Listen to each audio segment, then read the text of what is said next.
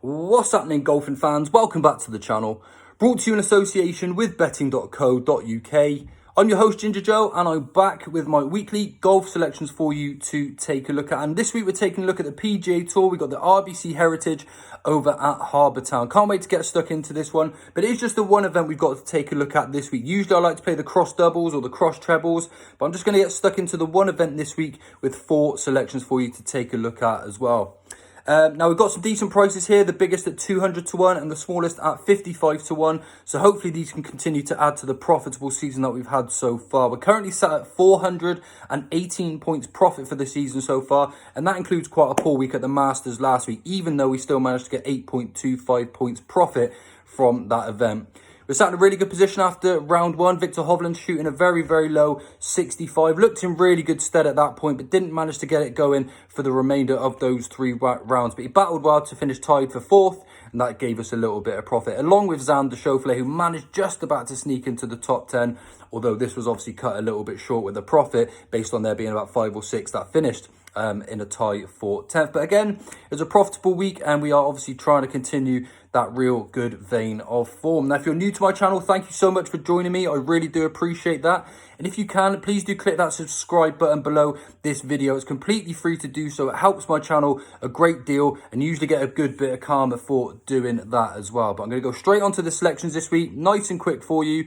We've got 4 selections at the RBC Heritage at Harbour Town, 7,213 yards, par 71. And this is going to be a real good test of golf, this one. A bit of target practice here. A Pete Dye design course. Typically, you need to be good with your wedges and your putter. And I think I've got 4 good selections for you here. Going to take the 8 places that are available with William Hill to try and get us a nice bit of value. And the first selection for this week is going to be Billy Horschel at 150 to 1. The world number 26. He actually started quite well in the Masters last week, even though he had the rough side of the weather. But I definitely think he's a player that should be shorter than the 150 to 1. Not necessarily a player that should actually be too well suited by the Augusta National, but he's going to come here. This is a really good opportunity for him. And he's got a really solid approach game, does Billy Horschel. And this is where the difference is that I found as well from being on tour. The players that can scramble and use their wedges and putter well, they're the people that always end up at the top of the leaderboard. He was tied 21st in this event last year, just 5 shots off the lead, and 150 to 1 is just way too big for Billy Horschel at those odds. 8 places available, 150 to 1, Billy Horschel. My second selection is going to be Lucas Herbert, who's rapidly becoming one of my favourite players on tour. He's got 2 wins already on the European Tour. He's also got a PGA Tour victory to his name, and he's 200 to 1 for this event, which I honestly think is a really, really big price. He's actually started to become a really exciting player to watch. Doesn't leave too much out there. Very, very good with his wedges. Again, he's very, very good with his putter. And 200 to 1 is just way too big for him. He's world number 57, which meant he just missed out on the Masters last week. But he's going to come here fresh, raring to go. And I'm just trying to stay away from a few of the players, like many of the tipsters out there after last week, and try and find a bit of value. Lucas Herbert is definitely better than a 200 to 1 shot on his day. He can go really, really low.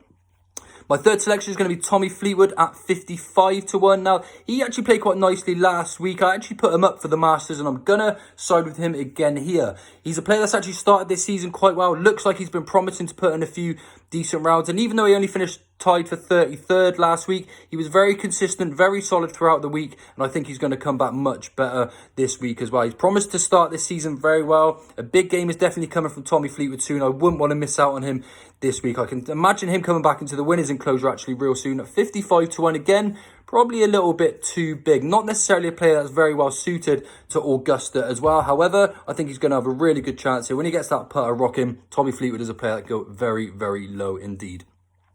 My fourth and final player for this week will be Tom Hoge at 80 to 1.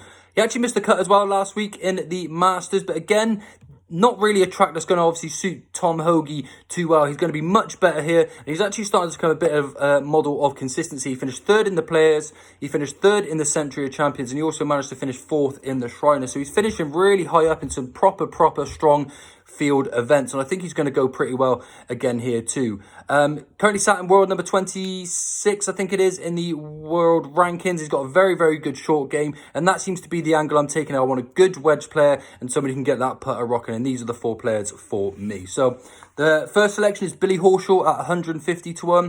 Then I got Lucas Herbert at 200 to 1. Tommy Fleetwood at 55 to 1, and then we've got Tom Hoagie at 80 to 1 as well. 8 places available for these at these prices, and hopefully they can have us a little bit more profit. Now, next week we've got loads of tour events, so I'm probably going to play some cross each way doubles and some trebles as well, and hopefully we can really rack up that profit next week. But gamble responsibly, keep these stakes nice and simple for this week. Just because we're on a load of profit doesn't mean you want to give the bookies that money back. Plenty of value in at these prices, and hopefully they can give us a good run for their money. I'm playing 8 places with William Hill, and don't forget to come out and check me out on betting.co.uk as well, where you'll find my full golf column for my selections, and of course you'll have loads of sign-up offers there as well to help ease that bank balance in that wallet. But as I mentioned, thank you so much for joining me. Please do hit that subscribe button if you'd like to see more of my selections. And also, if you'd like to come over and get my selections before they go live on betting.co.uk or over on YouTube, and just join my free group chat using the link in the description below. Not only will you get my golf selections there, but you'll have all of my horse racing selections for Aintree and Punchestown there before they get published anywhere else. Thanks so much for tuning in, and I'll see you all real soon.